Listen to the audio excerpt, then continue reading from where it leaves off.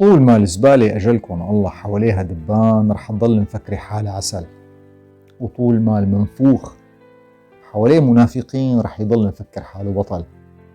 في ناس ما كبرت بس الضجيج حواليها كبرها، وفي ناس ما نجحت بس الكذب خدمها بإخلاص. يا صاحبي اسمعني منيح، مو كل تصفيق إنجاز، ولا كل شهرة قيمة، ولا كل صوت عالي معه حق.